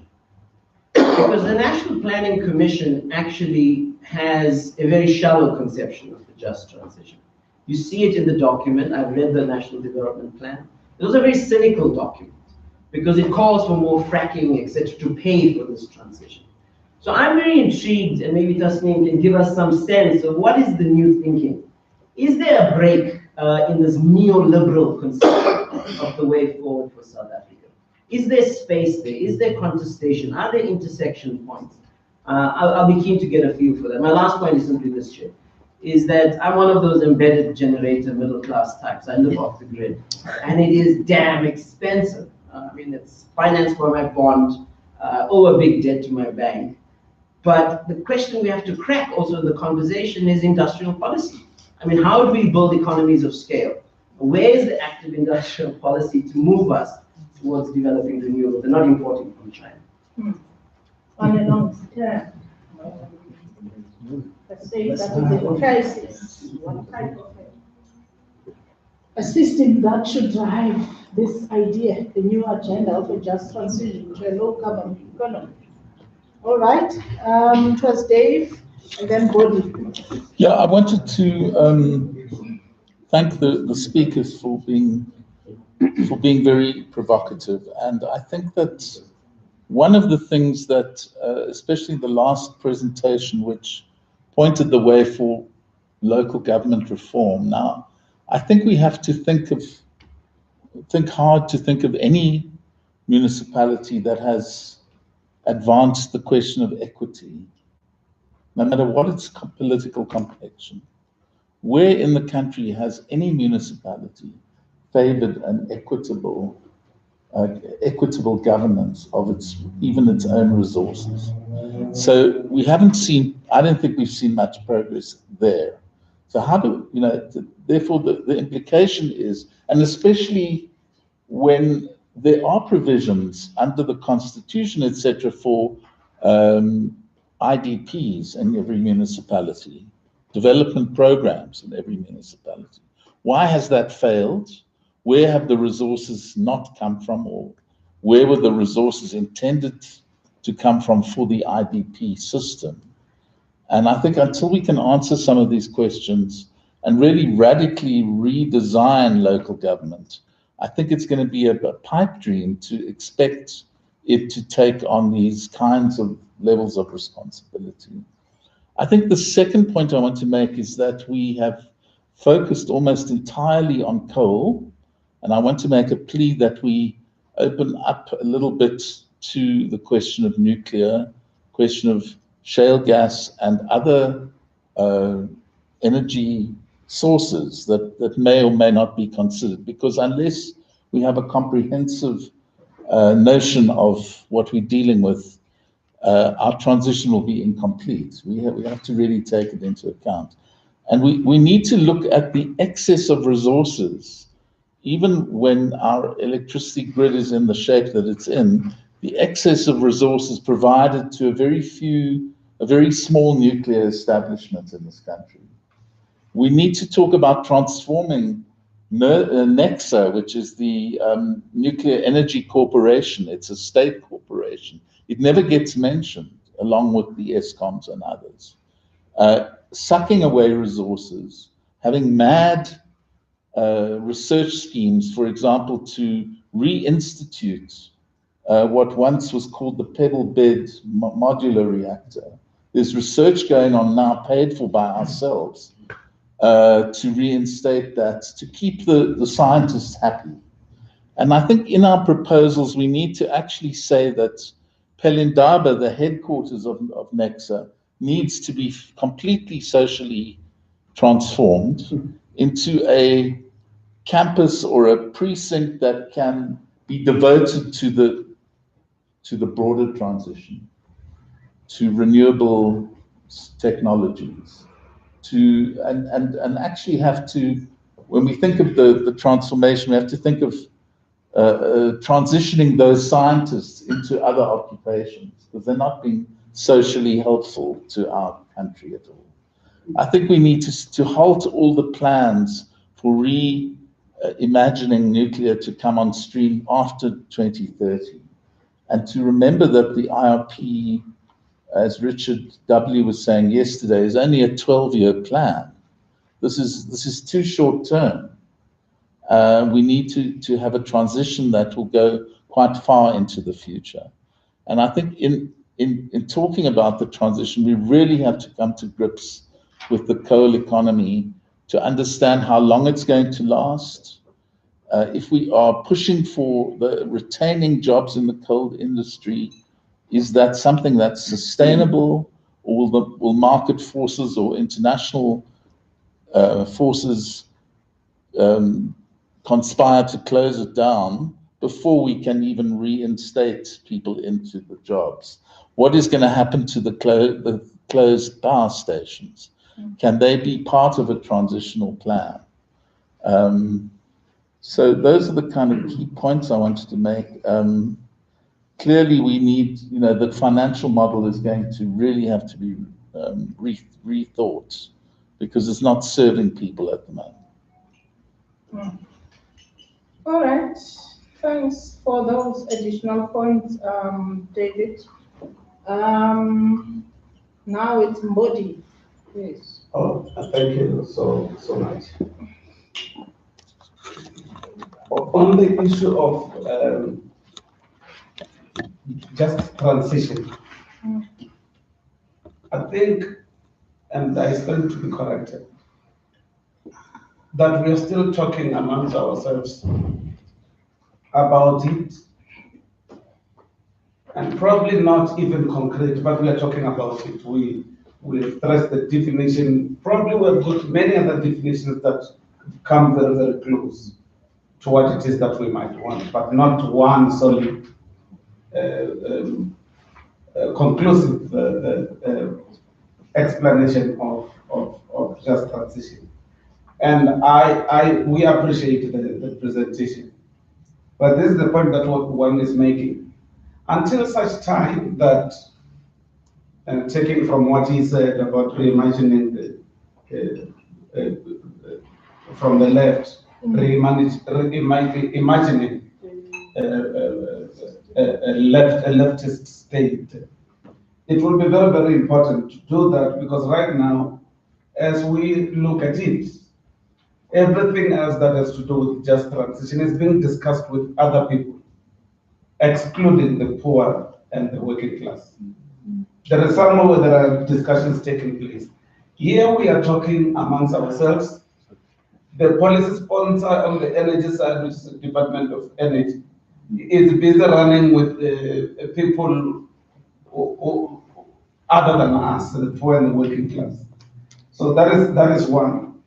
We need to find a way of breaking the doors. And I'm not sitting here with a particular solution except to say that unless if we break down the doors and become and want to be heard at all costs, that one we can say at all costs that we be heard. No, I'm saying the door of the Department of Energy is the policy sponsor. Sure. Yeah, we need to be able to go there and say, you're not talking to us. And we demand that you talk to us. But here is the challenge. We need to solidify whatever it is that is the understanding on just transition. So that we go there and not find ourselves talking past each other. We can demand to be heard, but we must be very, very solid with what it is that we're going to present there. I say this because I do believe that the people that are being talked to now by the government, they are probably solid. It can't be that they are just haphazard. Probably they are more organized, because that is the nature indeed of capitalism. They are very organized even when they are doing wrong things. They organize themselves very solidly. We also need to organize ourselves solidly around the content. But we must break down those doors. When I say break down, I mean let's radicalize what we. Otherwise, if we keep on sitting here and just talking and not radicalizing, it is not going to work. But I also want to balance the two things. And we should be clear about it. We can't say jobs at all costs against any other thing. And at the same time, we can't say just transition at all costs without considering the context of where we are at, kind of economy, the kind of the state that we need to consider everything. And we can't avoid anything or begin to polarize and be extremists. On the other side, we would be wanting to say jobs at all costs, and others say transition at all costs. We can't afford it that way. We need to look at all the underpinning contexts and say, how do we, and we mustn't oversimplify, because the danger of these things that we do here is also easy to oversimplify and avoid other things and not talk about them and go to where it is easy to just raise a point. The last point that I want to register this. I saw a presentation to be showing us that it is doable, that you can do some sort of training or mobilization or equipping people with understanding and knowledge of what it is that we call towards the socially owned renewable sector, or even energy democracy. We can't achieve that if it is only known by a few. I think if we can run some sort and have an understanding of what vehicle do we use to do mass mobilization, so that people may understand. You may be wanting to give it to people, but without them being equipped to receive it, it can also be problematic. Much as we talk for the poor and the working class and the working class need to understand everything, including conceptualizing things on issues around energy, and also understanding what it is that we're talking about. If we don't talk to people, if we don't mobilize, if we don't educate them, we will be, it will just be an academic talk, which is not going to be received by anybody. Or people will say, but what are you talking about? You are talking about us involving us, but we don't know what you're talking about. So I think that which she showed us is a prototype of what we believe should be all over the show, being run to mass mobilize our people into understanding the concepts of energy democracy and towards a socially owned renewable sector. Yeah, I will stop there. In fact, Tasneem can talk more about that, but that's not only the only model. There's another model in PE, Kwazakele, which is also looking along the lines of socially owned renewable energy and the idea of converting an old, decommissioned power plant in the area for renewable energy, and with the support of local government, community producing that solar energy and selling it to local government. But I mean, we can always talk more about it, and closer to the time when we convene such workshops, we can maybe bring in NUMSA, and I think NUMSA PE has been part of that process. But anyway, it's fine. Thank you, comrade. It's Richard at the back. Thank you, Sundra. After what Mbodi said, I'm reluctant to come back to the more sort of technical stuff because I think he's made a really important input, but I'm going to say this anyway, and I hope you can stay with the spirit of mobilizing a bit more.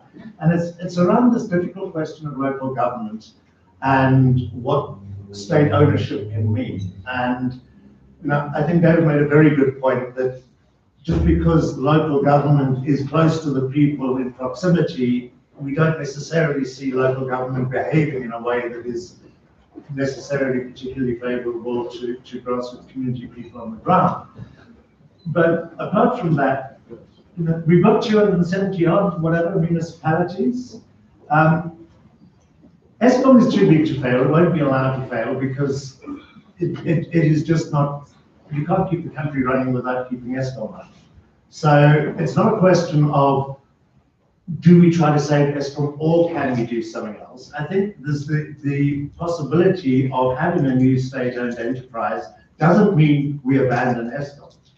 Now, I'm not adamant that this is the way it should go, but I have yet to hear a credible narrative of how we might move forward on renewable energy development that doesn't involve a new state-owned enterprise. And again, I don't think it's that or local governments doing stuff. I mean, the state-owned enterprise doesn't have to be a corporate the way Eskom is. I certainly wouldn't want to make it a corporate entity.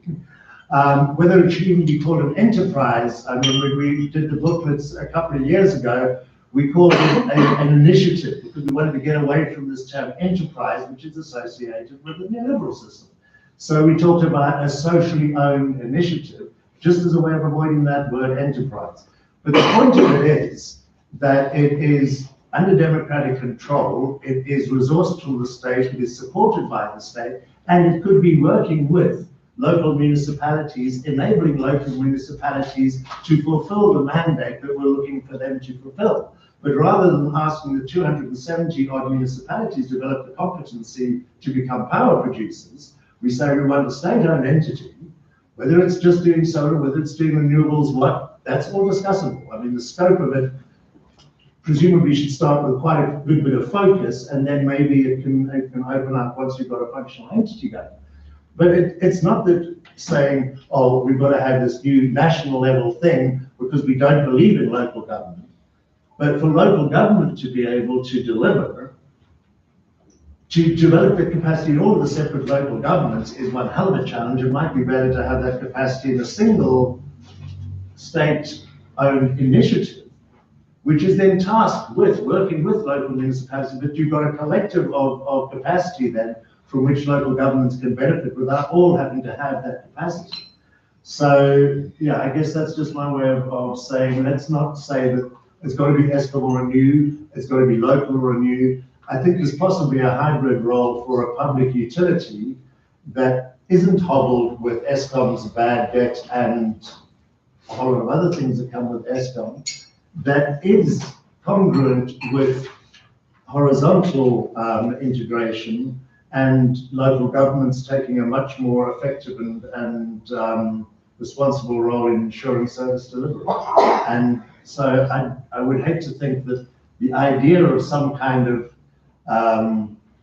driving initiative being initiated at national level should be thrown out simply because it seemed to be either at odds with what needs to be done to ESCOM or at odds with what needs to happen at local government level. Yeah, local government is that key sector. We can always debate it. Brian, I'm pointing at you. Was your hand not up? Yeah, but I was very way down on the list, so I'm. No, I was just using my discretion as a chair. I'll follow that order. Okay. You don't want to jump the queue, that's fine. So, Comrade Daniel? Yeah, I'm very happy that AIDC proposed to co-organize this seminar, because I think it's quite useful not only for South Africa, but for many other countries of the South. And I hope we are recording not only the presentation, but also the exchange. I wish we had a seminar like this in Bolivia or in Venezuela before there was a renationalization of the electricity sector. Much of what happened later perhaps could have been prevented or anticipated by the kind of debate we are having today. And I'm not going to comment on the South African proposal and exchange because I'm not from here, but I would like to add something to what Sean said. I really welcome your comments about the limits of localism and the shortcomings of social and municipal electricity companies in the context of market-driven electricity system, because I think they are quite useful to engage in a new kind of debate with some of our allies and comrades that tend to idealize other kinds of proposals. For instance, we often have a lot of discussion with the right to the city comrades, with the fearless cities movement, the rebel cities, transformative cities, because many of them tend to idealize the municipal level, the local level, and they see that as the only solution. And for instance, they prefer to talk about remunicipalization, but are quite reluctant to engage in discussion about renationalization. And for instance, they idealize proposals like the one that some cooperatives and community-driven groups are proposing now in the UK, or proposals like Barcelona, that is proposing to create a municipal utility to sell electricity, but within a national framework of a market-driven electricity system. So it is a progress some way, but it's not really a solution to the kind of problem that we need. We also often engage in some heated debate with some group related to Friends of the Earth Europe that prefer to talk only about community energy as the only form of energy democracy. And they see the state as the problem. And we also have some discussion with the RESCOPs, the renewable energy cooperatives, for the reason that you mentioned. We like RESCOPs, but we are very much aware of the class composition of the European energy cooperatives, very much middle class, green-oriented, but with a market kind of mentality in the way they operate. But proposals like the one you are bringing of horizontal integration help us to frame the debate in a different way, because it helps us to say, we are not against municipal companies, we are not against community-owned electricity initiatives, but all these have to be integrated into a truly public system. And I think we have to learn from some historical experiences that try to move toward this kind of horizontal system. And once again, I would refer to the case of Costa Rica, because I have been trying this kind of integration. As I say, the system is mainly controlled by a very efficient and well-liked national utility, but they work in cooperation with 3 cooperatives, small cooperatives, and 2 municipal utilities. But they all operate as a public system, not run by market mechanisms. I'm not saying that the Costa Rican system is perfect, because they also have PPA and that kind of thing, but it's the closest I can think of this kind of horizontal Okay, thanks, colleague. Can you be brief so that I allow Tasneem to respond because she has to leave us very soon. No, you can give Tasneem. Okay, with the next round. All right. Tasneem, do you want to go first? Yeah.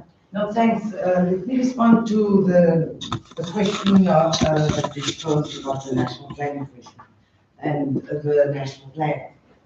You can imagine just reading that plan, the contradictions are pretty obvious.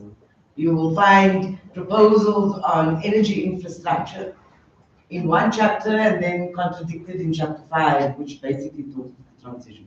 And those are reflections of the contestations that happened during the drafting of the plan. Very real, not at odds with what the broader contestations are in the country. So chapter 5, in its first form, as in the plan right now, is shallow. I agree with you. You must remember the time of drafting that plan, climate change, the issue of climate change wasn't on any agenda. It was highly contested.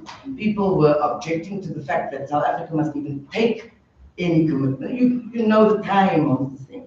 So the approach we adopted was, listen, given this huge debate and contestation, let's just have stakeholder engagement. So for an entire year while drafting the plan, we engaged with stakeholders, from the energy users group to labor. And this is the point I want to make. The issue about getting these ideas on the table depends on getting the ideas out of the table. And that requires, whether people want to or not, participation. We didn't have very good participation from labor. The voice of labor wasn't strong during those processes. So we really did hear from certain civil society very strong, business was very strong, a little uneven participation by labor. And so this round, so that is just a very shallow, peg in the ground, first round of the chapter. What we're doing now is running these dialogue processes. It was meant to be a kind of social partner dialogue process, labor, like NEDLAC type thing. We were, in our first engagement, said we were told, you need to adopt a different approach. This has to be a bottom-up approach. So just with our funding limitations, we're going to provincial level dialogues. Again, the key critical voices who can lead, I am hoping, a left perspective are not in the room.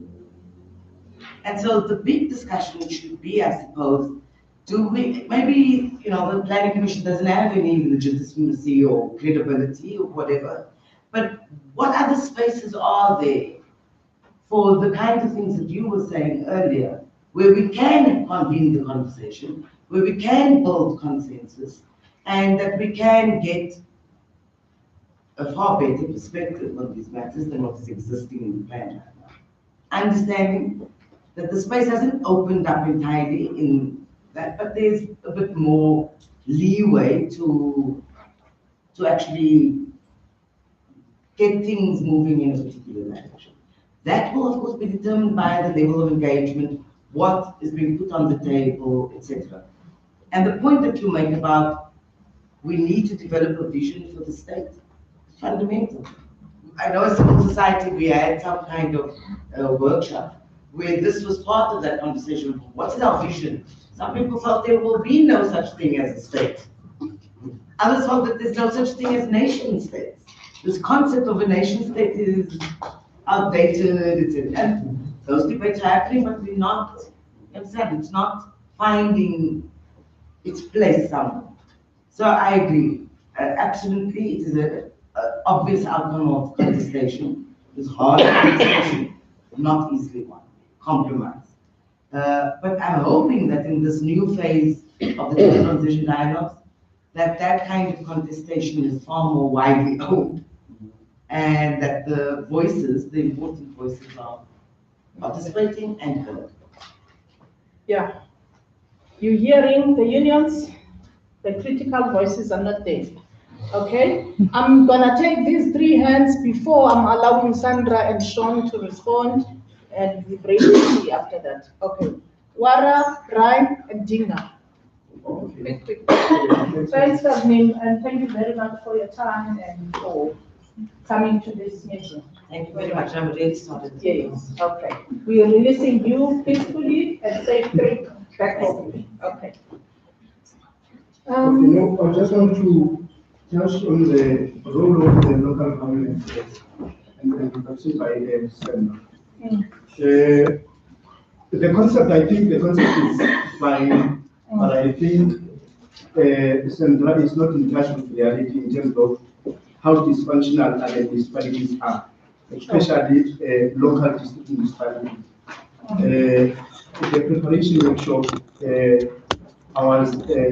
I'm totally opposed to what she already indicated, because I mentioned an example about engagement municipality, whereby the municipality was failing to pay the suppliers to an extent the court granted the suppliers to auction property, plant, and equipment. You understand? So it's not only one where we are coming from. I mean, Comrade Philo was saying to me that when he went home for the past 2 weeks to receive water, he ended up having to drive and collect water. So if they are failing to deliver those basic services, imagine what's going to happen. Now, I want to go further as well as to, let's go and understand how normally councillors are operating in that sphere of government. Is that what you will understand is that few people that will benefit out of the project, because that's what has been happening with the ANC councillors to be particular, is that those that are benefiting are those that are close to the mayor and those that are close to the councillors, not the people. That's why today you are sitting with a lot of people in those spheres that are still not working. Even the extended public works program is benefiting the few. I'll make an example now. It was on the headlines. One of the rural communities, elderly people went to attend the rally in Tanzania of a particular political party. Now, the councillor noted all those who attended the rally down, and when they came back, remember in that rural place, they don't have water, so they deliver water with trucks. So those who attended, the councillor said, no water for them.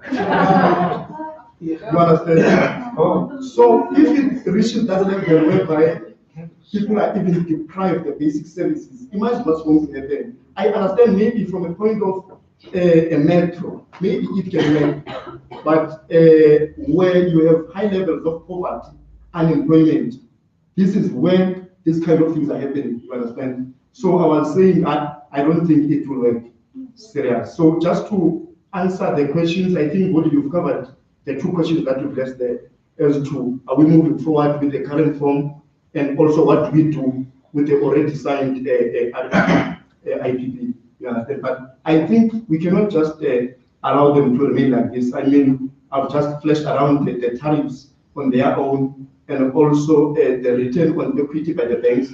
I'm not sure whether you've been noticing, banks have been praising a lot of the recently signed bill windows. To an extent, you could see the way they are so happy that they know for the next 20 years, they are guaranteed a certain return. I know in bid window 1, the return on equity was 17%. You understand? So it's not for the benefit of the people in how it is structured. So for as long as the structure of the power purchase agreement are not addressing the triple challenges, then we have to challenge them. Thanks. Okay. Thank you very much. Okay, go on. All right, always a little bit quick. I mean, the first thing, I think in this room, we have to, if we're gonna advance on these questions, we have to tackle some of the issues here. So let me start with the doors are open. You don't have to keep any door. You just got to walk through the doors. I mean, you just got to walk through the doors. The doors are open. So we have to get no. Let me just explain. Let me just explain. In the evolving policy discussions, the climate change white paper suggested that what was required and what was going to be put in place were national employment vulnerability assessments, sector by sector. What's the impact? And out of that, sector job resilience strategies will be negotiated with labor. The big challenge is that the unions have not been pitching. Let's not. Let's not try and I'm not saying it this because we have to address this question. Because it's easy to say, look, the doors and maybe we're not prepared and discussions are happening somewhere else, and they've been on these platforms for union involvement.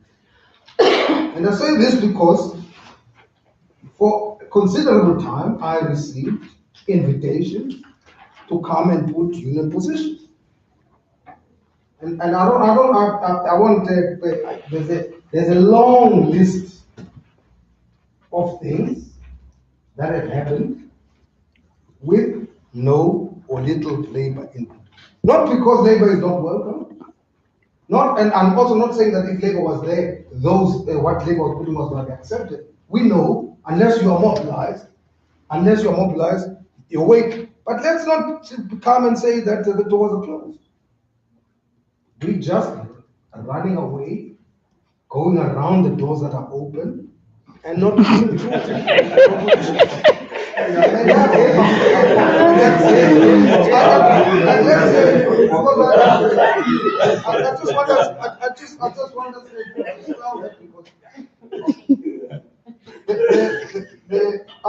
as I said, the union inputs on the IRP, there's the climate change bill at the moment, there's all the electricity increases, and not just putting this, but also the mobilization and education of members about these issues.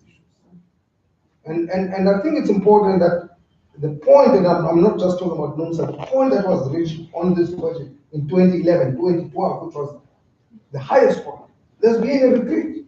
And we have got to say some of the reasons about some of the fragmentation of the unions and what has happened to the unions. And unless we address that, we're not going to be able to move forward. The second thing, which for me is important, is that,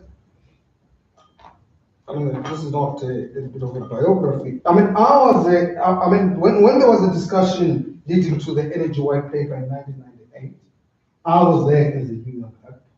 And some of the struggles that happened after 98 and the attempts to break up ESCOM and split generation and transmission, the neoliberal model of it, we had two general strikes to oppose. And the reason that it didn't happen was because of people came onto the streets and fought the breaking up of ESCOM. I am convinced now that come onto the streets to break up. I think what is needed, as the NUMSA resolution of 2012 says, we need a new energy system. And that new energy system, it can't be just a defense of ESCOM. In fact, the resolution makes it quite clear that when we create this new energy system, there would have to be a rethinking of ESCOM, and that we need to talk about a new ESCOM with a new mandate and a fund. So I think that when we discuss this, it's important to also, after all these years, I've now realized that there is something called an ESCOM capture. There is an ESCOM capture, and we don't have the time to do this. And the way the ESCOM is that and there's ESCOM and the sort of interest in the utility that sometimes converge in the state, and in our example with some of the ruling political parties. And if we had more time, I would say that any other proposal about either this or more that, before you get onto the flight, to come to, already the phones are ringing. And that the ESCOM law be organized in its networks. The ability to move and introduce changes and innovation is seriously blocked right from the ESCOM. And I think that it's important when we think about this and about a new mandate, a new ESCOM, to also think about what ESCOM sometimes is capable of. And I do think that when we're sort of discussing the question of the socially owned, the possibility of a renewable energy power center was an option that we needed to explore. The question of a system that's integrated, that works at a national level, that also works at a sub-national level, but as an integrated system, so that the log jam that ESCOM is put onto the system is also addressed, including the question of democratization. And as I said to Brian, that to turn everyone into an ESCOM shop steward. Okay. and we've got to address these. I mean, just the questions now, and then I just want to ask both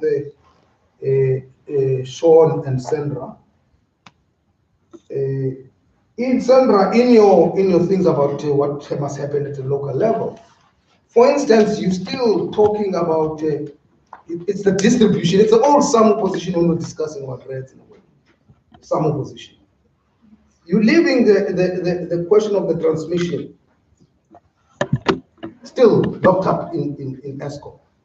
And there have been some sort of debates about, for instance, if you're going to have other publicly owned players, the question of the transmission, again, I'm coming, the independent systems market operator, that is in public hands, but that is detached from ESCOM. And when we raise that and put that on the table as NUMSA, the phones rang all over in Lutuli House, everywhere. And they try to blackmail us and that this was a call for privatization, which it was not. It was introducing. So I just wanted to know, both in the horizontal proposal about what happens to transmission, to the systems market operations, and that there are alternatives of privatizing that, but ensuring that it allows this multiplayer in public hands to play a role. And what's your position on this matter? Okay. Thank you, Comrade Dinga, Brian, and I will allow Comrade Sundra and Sean to respond.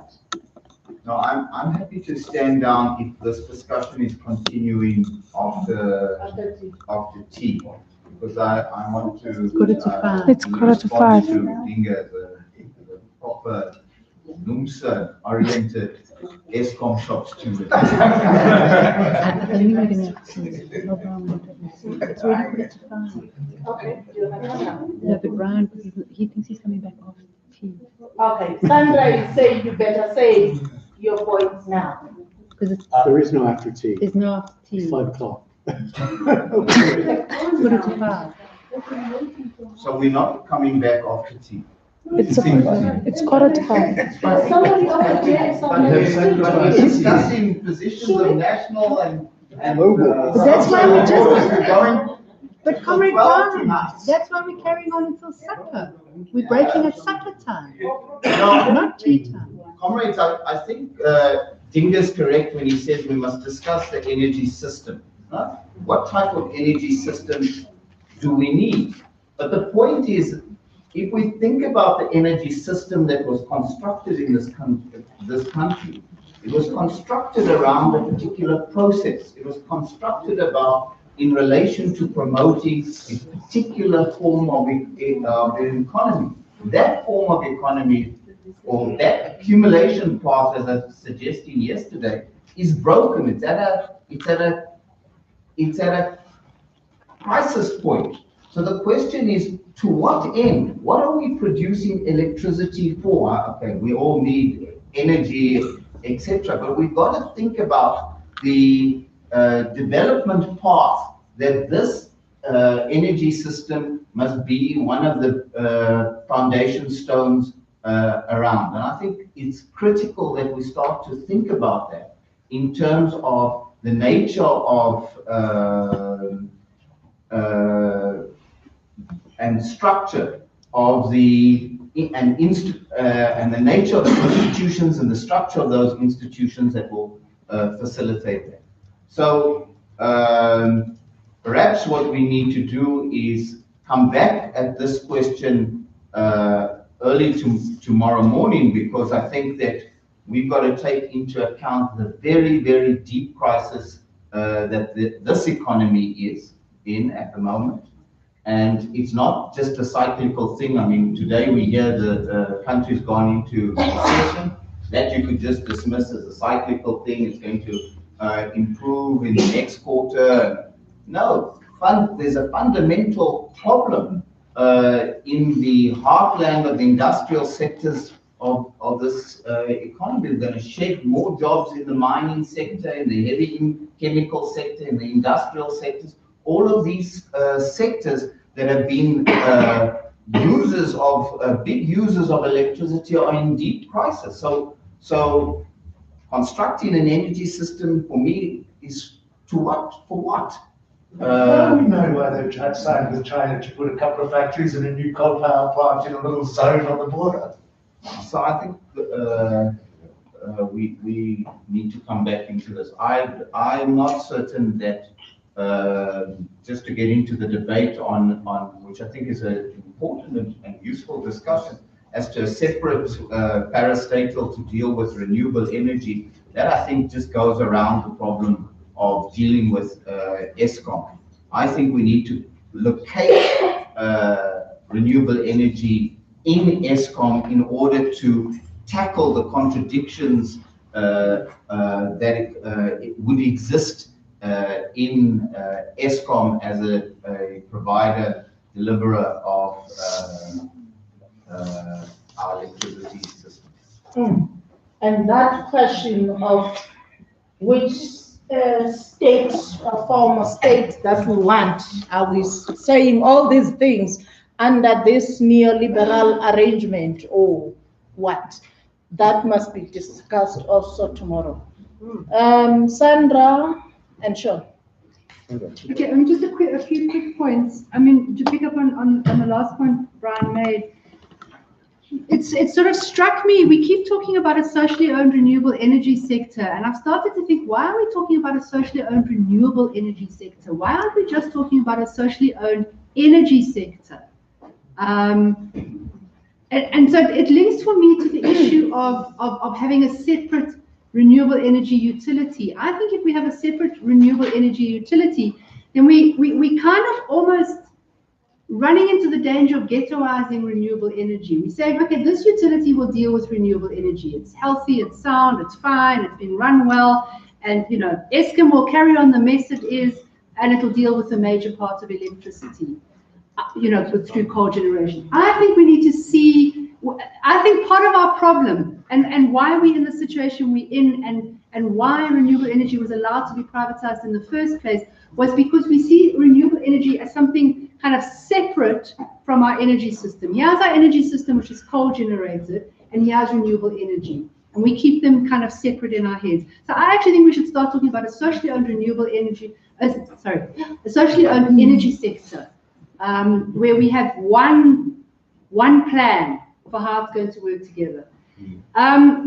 I think we couldn't do the kind of horizontal integration that Sean was talking about for the UK, because we don't have municipalities which have equal capacity, equal size, equal anything. We have very, very huge differences in which municipalities might have the capacity, which municipalities could easily get the capacity, etc. So we would need some kind of hybrid horizontal integration where the central utility, the central public utility, still needs to play a key role in ensuring equitable access and distribution to electricity. And I know that it's not happening now, but we can say that this is what a public utility should be doing, and we can struggle for it to do that. And then we would have a range of municipalities who would carry out different roles and play bigger or smaller roles in terms of what they can do around renewable energy. So I do think it's a kind of a hybrid system that we need to talk about. I'm very well aware of the mess that local government is in, and the chaos it's in. But I'm not sure if what we're then proposing is that actually we're then campaigning for local government to be completely abolished. Because either we must campaign for local government to be completely abolished, or we must say that part of what we're struggling for is a healthy local government. And creating a healthy local government, surely part of that could be allowing it to take on more responsibility for renewable energy. But I think the crux of it for me has to be that we have to, it's not only the tax issue for the national fiscus. I think we have to look at how the national fiscus is divided up and how much local government gets, because without that, all we're talking about in terms of I think much more money has to go to local government for renewable energy.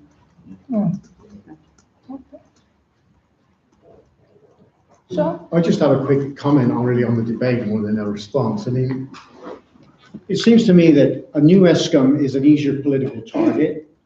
I mean, I'm not saying that municipalities shouldn't become, in some ways, imagined in a new system, but given the diversity between these municipalities, their political culture, whatever, and given the crisis in ESCOM, which is apparent, is so severe, and I think I've got a deeper appreciation of that severity in the last 48 hours, it would appear that the the primary target would be to say we need a new ESCOM with a new mandate. And that's just my sort of view at this moment. It could change later. The other question I would say is that it sounds like that in the debate I'm hearing three dimensions: a new parastatal model, which Richard is suggesting, the sort of the municipalities being the hub of a new energy system, and then the kind of the radical reform or the new ESCOM models. I think those seem to be the three sort of options that we're kind of discussing. On a smaller point, on the IPPs, the tradition of public-private partnerships, according to the World Bank data, is many of them are renegotiated. Often the employers come back and say, oh, well, we made that commitment, but we can't honor that. Sometimes governments reopen the P3 and say, well, we got new conditions now. So it doesn't mean to say because there were legal contracts signed that there aren't some room in those contracts, I don't know if there are in these cases, of opening up the books. So one question I think representatives of a new system would have to ask is, if you're using the same technologies and you came in with a bid that's 4 times higher than the bid you made last month, how are you capable of making a bid that is far lower now than it was 3 years ago? What's the technological change? What's the change in the financing arrangements? Because I think that's one of the issues of the power purchase agreement model, is the massive disparity between, in terms of the same technologies, but bids being sometimes very, very high or very, very low.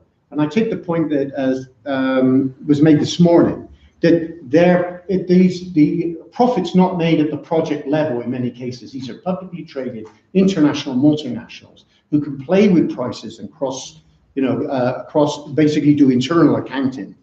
But I think that would be questions that we would want to ask if we ever had that opportunity. And then say that's not acceptable. We either renegotiate the deal, or we're basically moving in and taking you over. Too bad. And I think that would put the put the cat amongst the pigeons. And I'm sure we get many letters from the WTO for that as well. But all right, thank you very much, comrades. I think we're now coming to the end of the day's program, and that the session summarizing key issues that have emerged from the day's discussion will be done tomorrow morning, and with the continuation of some of the issues that are also coming up from this discussion. And also to note is that the venue for our conferencing tomorrow is changed.